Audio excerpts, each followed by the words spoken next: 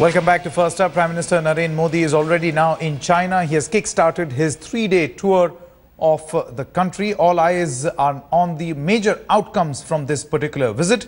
Railways is expected to be the most important driver of this visit. The two countries are expected to sign a major memorandum on expanding cooperation in the building of a high-speed rail corridor between Delhi and China. Rahul Kamal, TV Today Network's managing editor Rahul Kamal, boarded a high-speed train from Beijing to Xian to assess the advantages and disadvantages of adopting China's high-speed rail model. Let's quickly take a look at that presentation. And even before we do that, these are visuals that you can see on your screen right now. Prime Minister Narendra Modi at the Terracotta Warriors Museum, where he has actually gone down to look at these life-size replicas of an entire army. This is indeed a great museum where you can see 8,000 soldiers in fact, structures of 8,000 soldiers over there. It's a UNESCO World Heritage Site also. It's one of the biggest museums in Xian. Prime Minister Modi is over there. He's also getting photographs clicked. Something seems to have caught his attention and imagination over there, because he's spending an unusual amount of time at that particular museum. He's going from one part of the museum to the other. Now, just quickly telling you what really is this museum all about. This museum actually houses nearly 8,000 terracotta soldiers. It also houses 130 chariots with close to 500 horses and about 150 cavalry horses, all depicting the armies of Qin Shi Huang, the first emperor of China. It's a form of art which is buried with the emperor in 210 to 209 BC. It's that old. And the army's purpose, the basic purpose behind having this made, was to protect the emperor even in his afterlife. So it's an army basically which is trying to protect the emperor in afterlife.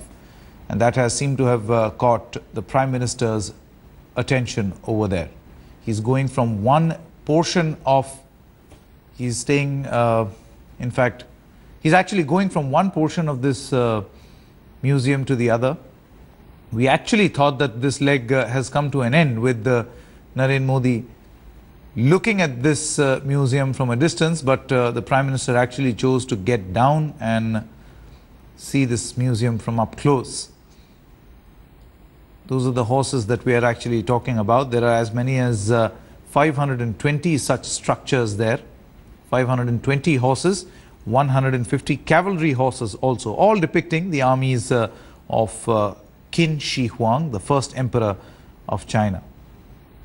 He's making some inquiry also, where officials of the Chinese government are actually answering his questions.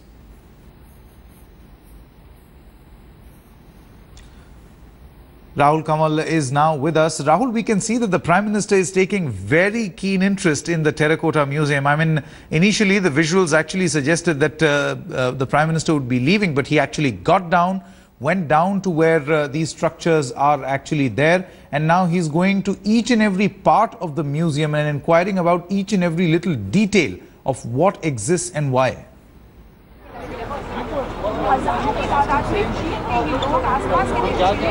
This is something the Prime Minister, Sanket, has been deeply fascinated by for many years.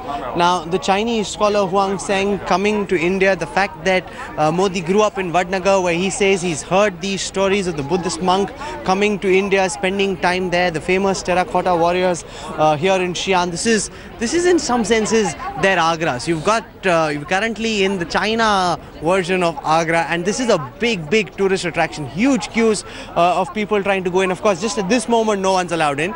We had a really rough way in because we had to come through the Janta traffic. The Prime Minister had an entire expressway to himself blocked, and he zipped straight through. But yes, he is genuinely fascinated. And I must tell you this, Sanket, he keeps saying that single fare, double journey. The Gujarati notion of trying to do the most with your time, trying to do the most with your travel.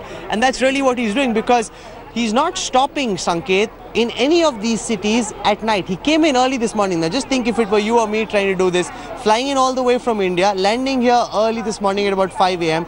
He's already out at the Terracotta Warriors Museum. He's got a full day, Wild Goose Pagoda, the Tang Dynasty welcome lined up, the dialogue with the Chinese president. And the moment all of this gets over, when you and I sit back, try and get some food, he's off. He's off to Beijing. He's landing in Beijing. Then early morning tomorrow, he's got a whole bunch of meetings in Beijing. And just as that day gets over, he's off to Shanghai. And, once we come back from this China trip, we're hoping that, we'll get the odd day off to just relax, recuperate.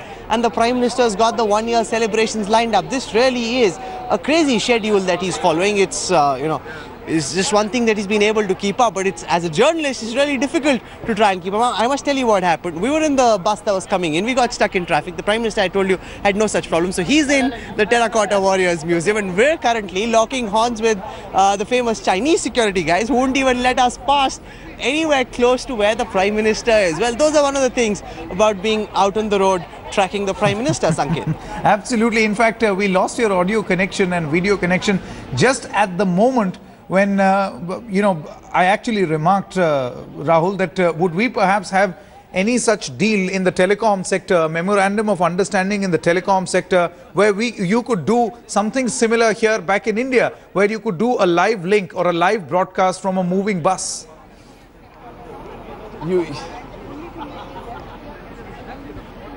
You spoke too soon, Sanket. You jinxed the live shot for us, but we didn't miss much very clearly, because all we managed to do is get out of the bus, reach the outside gate. We're still stuck dealing with traffic. Anand Krishnan is now joining me. Anand, bit of a bummer this early this morning, making the effort. We're all up, filing stories late into the night, Anand, and now stuck outside the Terracotta Museum.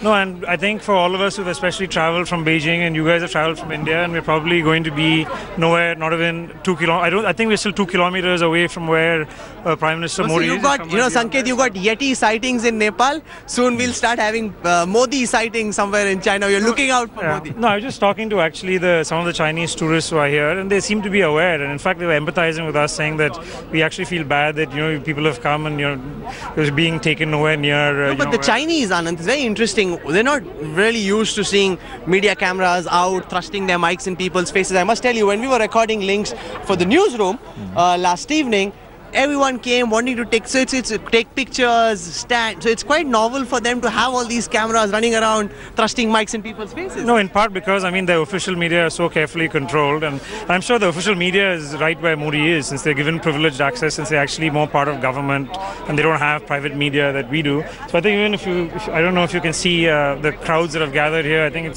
it's a pretty... Are they here out of curiosity? Are they here to see Modi? No, I think out of curiosity. I think they know Modi's here, and they said they saw his motorcade actually drive in. So I think now their curiosity is more about the Indian media. There are lots of journalists there, but we just try and turn the camera around and show you the crowds. Not a fraction of what we saw in New York or Sydney or anywhere else where the Prime Minister has travelled to Kathmandu, but that's also because there aren't those many Indians here. Unlike the Indian community in the United States or down under, there are just about 45,000 Indians all across China, and most of them in Shanghai. Yeah, no, of them, 10,000 are students who are here on a temporary basis. So, but I think in Shanghai, you will see some excitement, given that you have a pretty strong Indian community over there. But here in Xian, you have probably 200 or 300 people, medical students who are here. So obviously, you can't compare it to what you saw. As our viewers see these images of the Terracotta Warriors, I want you, Anand, to tell us a bit about the history of this museum. Going back to about 3 centuries before Christ, the emperor, the first emperor of China, actually thought that the terracotta army would protect him. And even as you asked that question too, Anant, Rahul, just a quick update that the Prime Minister has come out of the museum. I think we aired a report yesterday. It's been perfectly preserved. There's armies, army upon army of people, and thousands of people lost their lives to build this. And the most fascinating thing is only about 5% of the terracotta warriors have actually been unearthed. So all around where we are standing right now, it's very possible that you still have... Could be a general buried somewhere there. It was in 1974 when when a farmer was excavating for a well that he discovered the first terracotta warrior. It's very interesting how they're arranged at different heights. You've got generals who are the tallest, you also got dancers, you've got artisans. So it's really fascinating the kind of effort that went in, but the whole thing never got built. No, actually the farmer that you mentioned, I interviewed him a month ago, and he said that I think he will be meeting Prime Minister Modi as well. So I think they've arranged for him to be a part of the store, and he just was, you know, digging one day and he sort of heard a clunk, and then it just one thing led to another, and he probably one of the greatest discoveries that was found by accident. Okay, and also the significance of the first emperor of China. He said to be the one who built the first avatar of the Great Wall of China, and really the first one who brought all the warring territories of China together. So very important king in Chinese history. No, absolutely. And I mean, in China, the connotations of this imperial past are still evident. If you look at even the Chinese leadership today, even though it's a communist party, they still live, adjacent to the Forbidden City. And no one will say this, but for all intents and purposes, is today's emperor, in the sense that Can China really be called a communist country? It's communist, of course, when it comes to its politics, but in its economics, in its society, in its culture, in the manner in which everyone's aping the West. We were at the town square together at the pagoda. They were playing Western music. They were dancing to Western songs. They were exercising. It almost seems as if Chinese culture is lessening in its importance to these people. I think Chinese culture is actually making a revival, but if you look at the communist ideology, is definitely declining. And in fact, Chinese officials often joke, I mean, when you're talking about investment and them trying to come into India, they say, well, India is more socialist than we are in terms of economic policies. If you look at healthcare, if you look at restrictions on foreign investment, in many ways, China is far more capitalist than India is, but of course, we won't like to admit that.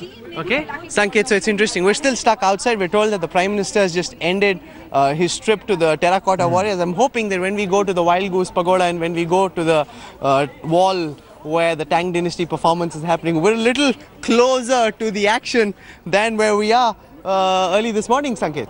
Absolutely, Rahul.